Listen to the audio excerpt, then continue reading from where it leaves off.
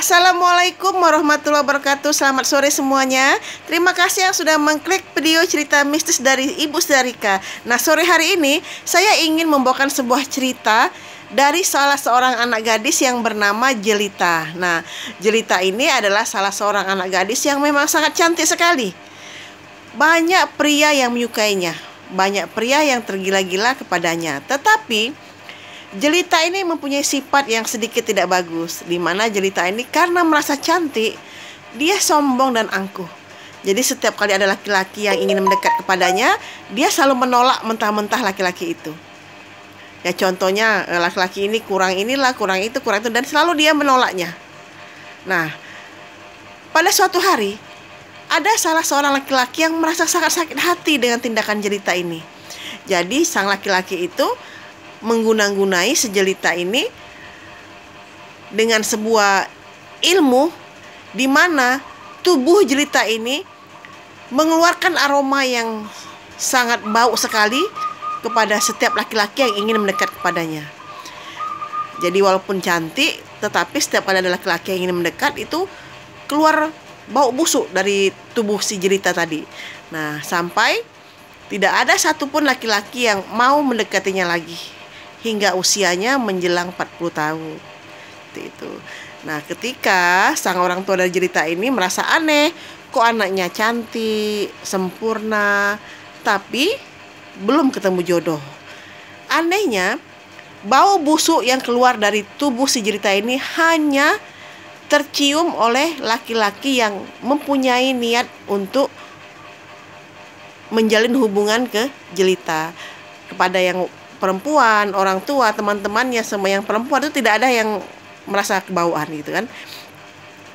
Hal ini terbongkar karena salah seorang teman Jelita yang menaruh hati kepada Jelita itu berkata kepada temannya si Jelita ini yang bernama Rini.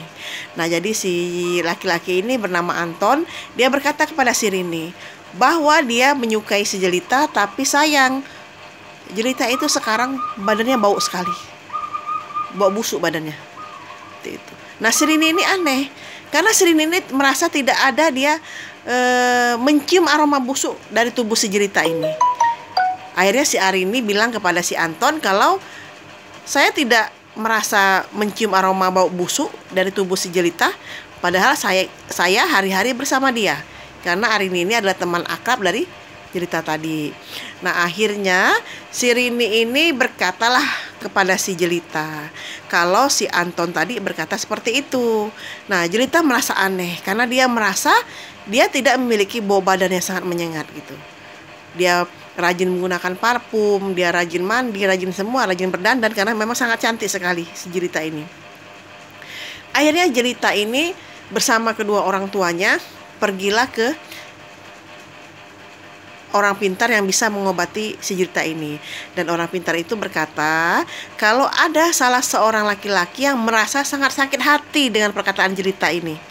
Jadi sang laki-laki itu mengguna-gunai si Jelita ini dengan sebuah ilmu yang membuat semua laki-laki yang ingin mendekat kepada Jelita ini merasa bau busuk badannya itu. Nah, akhirnya si orang pintar ini berkata kepada si Jelita, cobalah kau ingat-ingat, adakah perkataanmu yang menyakiti salah seorang laki-laki yang pernah mengutarakan isi hatinya kepada dirimu? Jadi seperti itu. Akhirnya Jelita mengingat karena memang Jelita ini memang cantik, tetapi memang perkataannya sangat pedas sekali gitu kan. Jadi dia kalau menolak laki-laki itu sangat ketus sekali gitu. Nah, jadi si Jelita ini mengingat-ingat dan dia tidak mengingatnya. Karena memang setiap laki-laki yang ingin mendekat kepada dia, dia selalu mengutarakan kata-kata yang sangat tidak pantas gitu kan. Istilahnya dia sedikit angkuh dan sombong. Jadi orang pintar ini berkata, kamu harus meminta maaf kepada laki-laki tersebut agar dia menarik ilmu yang sudah dia yang sudah dia kirimkan kepada Jelita ini agar mencabutnya sehingga Jelita ini bisa menikah, ada laki-laki yang mau dan badannya tidak berbau busuk. Akhirnya si Jelita ini mendatangilah satu persatu laki-laki yang pernah ditolaknya. Dia teringat kepada salah seorang laki-laki yang pernah dimarahinya Itu laki-laki itu bernama Tino. Nah, si jelita ini akhirnya mencari si Tino, keberadaan Tino ini. Setelah berjumpa, si jelita ini meminta maaf pula kepada si Tino. Meminta maaf bahwa selama ini dia sangat kasar kepada si Tino ini. Memang si Tino ini memang sangat mencintai si jelita ini. Jadi seperti itu. Akhirnya setelah jelita meminta maaf, akhirnya si Tino ini memaafkan jelita. Memaafkan, dan si Tino akhirnya mencabut ilmu yang sudah dikirim dia ke jelita. Akhirnya jelita badannya sudah tidak berbau lagi gitu. Jadi seperti itulah ceritanya. Dari sini kita bisa mengambil hikmahnya bahwa untuk anak-anak gadis yang merasa cantik ya, merasa sempurna, apabila ada laki-laki yang ingin mendekat, menyatakan cintanya, ada baiknya ditolak secara halus. Jadi janganlah kita mengeluarkan kata-kata kasar kepada laki-laki tersebut, karena kita tidak tahu kata-kata mana yang membuat seseorang itu merasa sakit hati. Jadi hati-hati ya untuk anak gadis ya kan. Kalau seperti jelita ini ya, mana mau ya laki-laki ya, wajahnya cantik sekali tetapi badannya bau gitu kan, nggak ada yang mau ya kan. Nah gitu. Jadi itulah cerita dari Ibu sore hari ini. Semoga bisa diambil hikmahnya gitu. Jadi betul kata pepatah, mulutmu adalah harimaumu. Jadi apabila kita bisa menjaga perkataan kita, kita akan menjadi banyak teman dan banyak disukai ya kan. Dan apabila juga untuk gadis-gadis yang merasa cantik, merasa sempurna, itu tidak boleh sombong ya.